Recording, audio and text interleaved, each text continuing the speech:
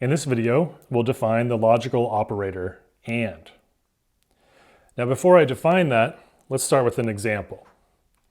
So for an example, let's look at the two statements P and Q.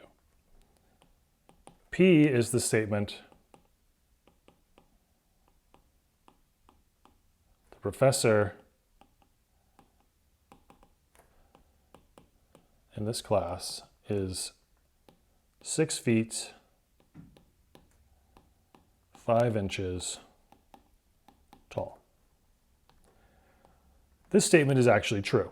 I am 6 feet 5 inches tall. And for Q, we'll define the statement. Q will stand for the statement, the professor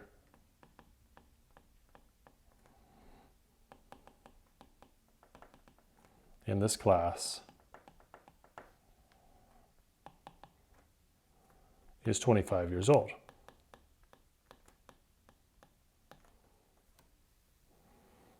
All right, so to reiterate, P is true and Q is false.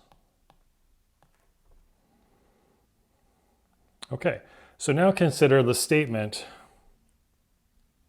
P and Q. Is P and Q true or is P and Q false? So maybe we should write that. Is P and Q, I'll put it in red to emphasize that we're just talking about P and Q. Now think of that as a whole sentence. And think about how you would say that, right? P and Q stands for the professor in this class is 6 feet 5 inches tall, and the professor in this class is 25 years old. All right, so is P and Q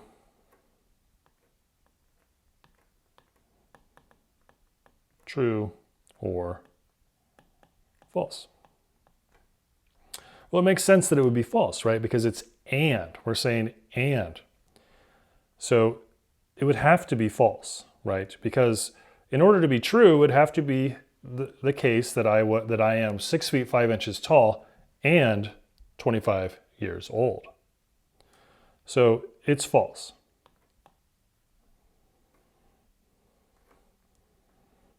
All right, now let's say that I was actually 25 years old.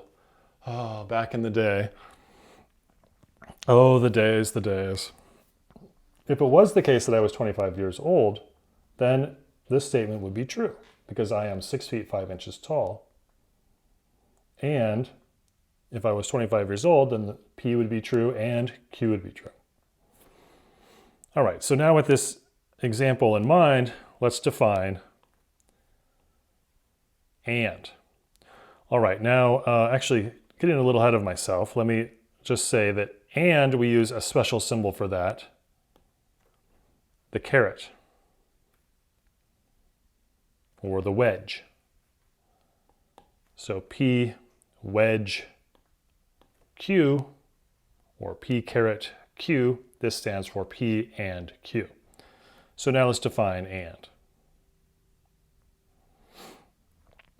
All right, so now I'm going to use P and Q again, but I don't want you to think that P stands for the professor in this class is 6 feet 5 and Q is the professor in this class is 25 years old.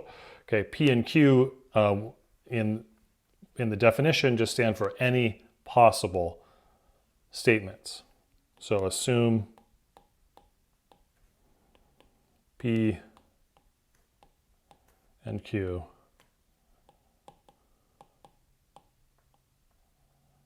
are statements. Right? These are sentences that can be evaluated as true or false.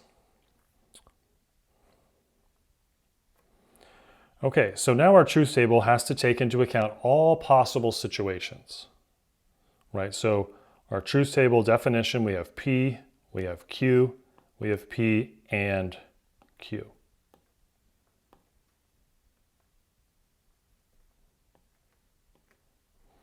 All right, now we want to exhaust all possible situations. So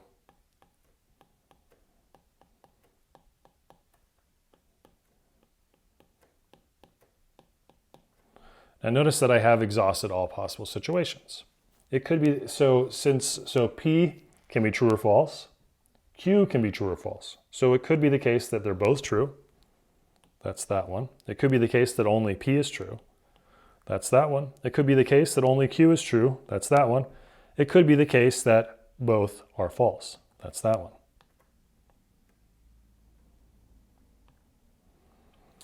So let's see. P and Q, right? True and true, a true statement put together with a true statement, that's true. A true statement and a false statement, that's false. A false statement and a true statement, that's false. False and false is false. And that's our definition, our truth table definition of and.